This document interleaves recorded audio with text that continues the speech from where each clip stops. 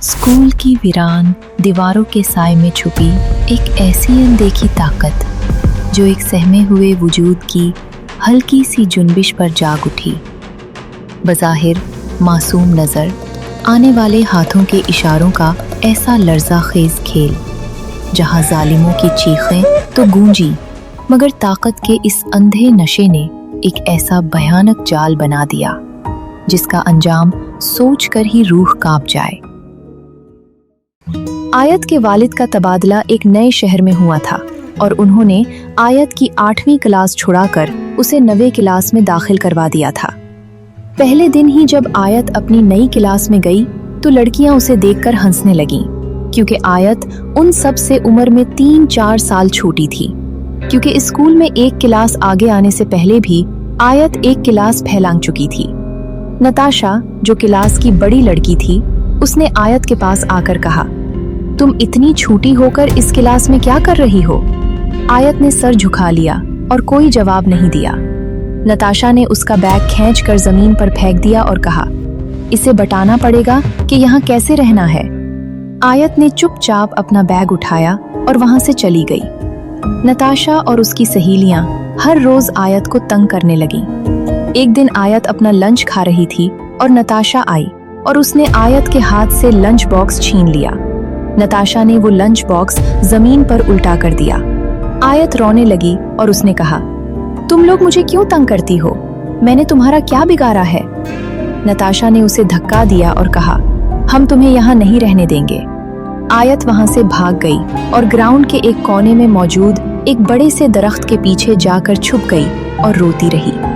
अगले दिन नताशा ने आयत की किताबें फेंक दी और आयत रोती हुई दोबारा उसी दरख्त के पीछे जाकर छुप गई। अब ये रोज का मामूल बन चुका था। हर रोज नताशा और उसकी सहेलियां आयत को जब भी सताती तो आयत भागकर उसी दरख्त के पीछे छुप जाती और रोती रहती। एक दिन आयत दरख्त के पीछे बैठी थी और दूर से नताशा को देख रही थी। नताशा अपनी सहेलियों के साथ बातें गप्पे हाँक रही थी और वो सब खूब हंस रही थी। आयत को बहुत गुस्सा आया और उसने गुस्से में दूर से ही नताशा की तरफ अपने हाथ से हुआ में इशारा किया, जैसे उसने नताशा की चुटिया जोर से खींची हो।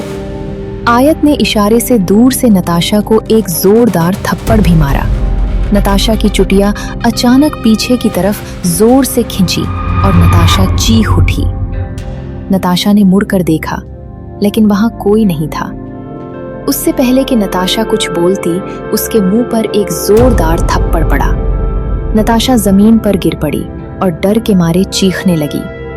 आयत ये सब देखकर हैरान रह गई।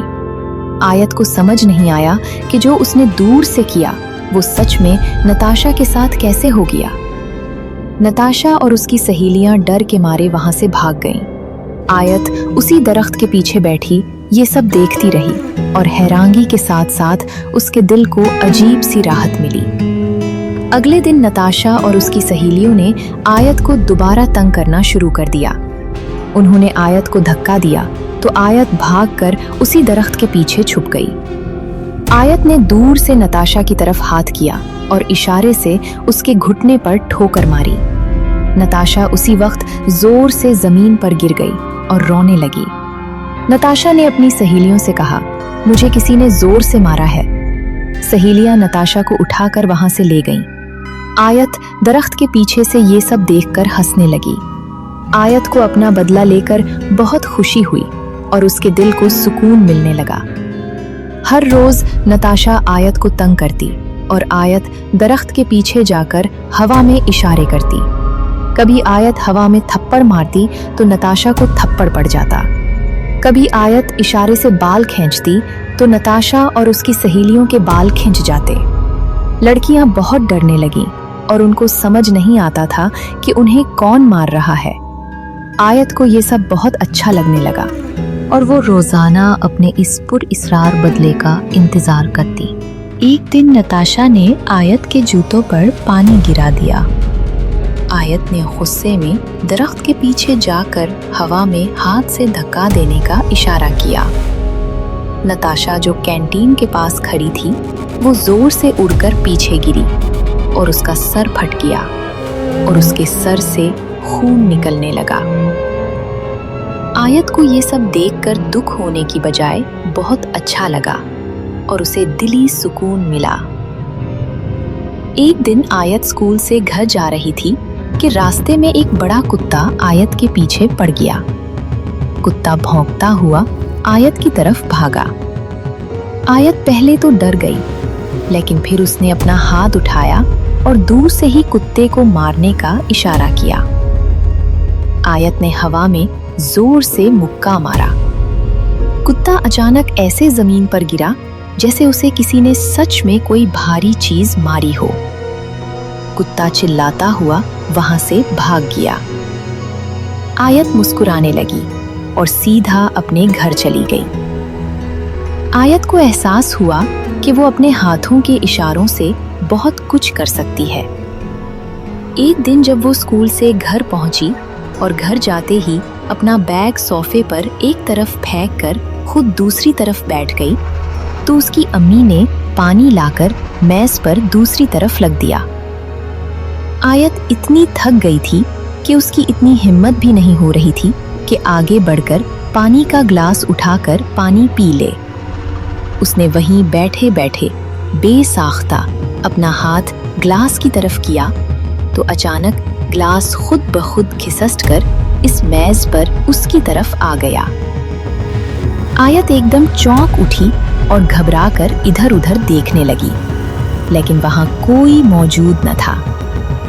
वो घबराते हुए पानी पीने लगी और उसको एहसास हुआ कि वो अपने हाथ के इशारों से कुछ भी कर सकती है, और इस ख्याल ने आयत को ताकत और गुरूर के एहसास से भर दिया।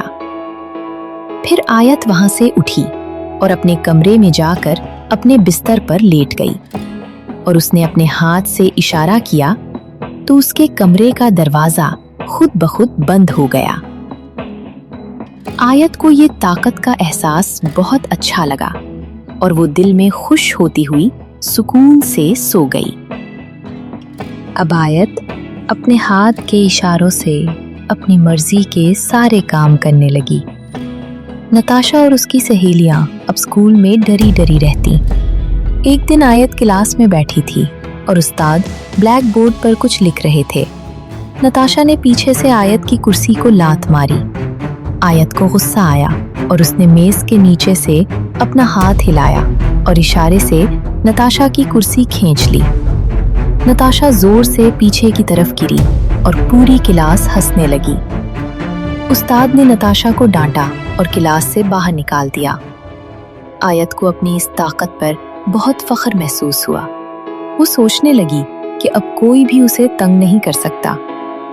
आयत हर छोटे बड़े काम के लिए हवा में हाथ हिलाती और काम हो जाता, लेकिन कभी कभार कुछ ऐसा हो जाता जो आयत ने सोचा भी नहीं होता था।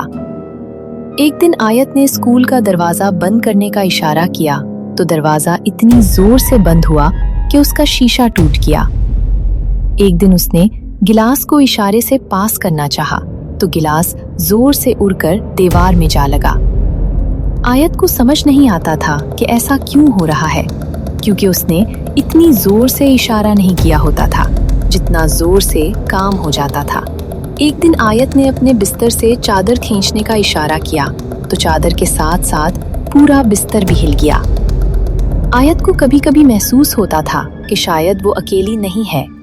कभी कभी जब वो नताशा से बदला लेने के बाद हंसती तो उसे किसी और की भी हंसी सुनाई देती, लेकिन वो इसको अपना वहम समझकर नजरअंदाज कर देती। एक दिन स्कूल में नताशा और उसकी सहेलियों ने आयत को घेर लिया और नताशा ने आयत को जोर से धक्का दिया। आयत अपना तवाजुन बरकरार नहीं रख सकी और जमीन पर गिर गई। अपनी इस नई ताकत के नशे में चूर आयत को बहुत गुस्सा आया और उसने जमीन पर गिरे हुए ही अपने हाथ से एक जोरदार इशारा किया तो नताशा अचानक हवा में उड़ती हुई पीछे की तरफ गई और सीधा कैंटीन की दीवार से जा टकराई। नताशा दर्द से चिल्लाई और जमीन पर गिर पड़ी। उसकी सहेलियां भागकर उसके पास आईं और उसे उठाने लगी, ये सब अपनी आंखों के सामने होता देखकर नताशा और उसकी सहेलियों को फौरन पता चल गया कि पिछले इतने दिनों से उनके साथ जो भी मारपीट हो रही थी वो सब आयत ही कर रही थी। ये जानते ही नताशा और उसकी सहेलियां गुस्से में पागल हो गईं और वो आयत की तरफ भागी। ये देखकर आयत डर गई और तेज़ी से स्कूल की बिल्डिंग की तरफ भागी। वो भागते हुए सीढ़ियाँ चढ़ने लगी और उसके पीछे वो सारी लड़कियाँ भी सीढ़ियाँ चढ़ने लगीं। आयत भागते भागते स्कूल की छत पर पहुँच गई और छत के एक कोने में जाकर खड़ी हो गई। नताशा और उसकी सहेलियाँ भी पीछे पीछे छत पर पहुँच गईं। नताशा ने गुस्से से कहा, आज तुम हमसे नहीं बच सकती और हम तुम्हें यहाँ से नीचे फेंक देंगे। नताशा और उसकी सहेलियों ने मिलकर आयत को पीछे से धक्का दे दिया। आयत छत से नीचे गिरने लगी और उसे लगा कि वो अब मर जाएगी। जमीन बस थोड़े ही फासले पर रह गई थी, लेकिन अचानक आयत को एहसास हुआ कि वो जमीन से टकराई नहीं है। आयत ने देखा कि वो हवा में रुकी हुई है और ऐसा लग रहा था जैसे किसी अनदेखी चीज ने उसे गिरने से बचा लिया है। ऊपर छत से नीचे झांकती हुई नताशा और उसकी सहेलियां ये सब देखकर हक्का बक्का रह गईं और डर के मारे पीछे हट गईं। नीचे ग्राउंड में मौजूद बाकी सब तालिब इल्म और उस्ताद भी खौफ और हैरत से आयत को हवा में रुका हुआ देख रहे थे। आयत आराम से ज़मीन पर खड़ी हो गई और जब उसने देखा कि सब लोग बहुत हैरत और खौफ ज़दा होकर उसको देख रहे हैं तो वो शदीद घबरा गई। आयत को कुछ समझ नहीं आया और वो उनकी नज़रों से बचने के लिए वहाँ से तेज़ी से भाग गई। इस वाक़ये के बाद आयत बहुत सहम गई थी और अगले दिन जब वो सुबह उठी तो उसे पिछले दिन का सारा माजरा और सबकी हैरत ज़दा नज़रें याद आईं तो वो फिर घबरा गई।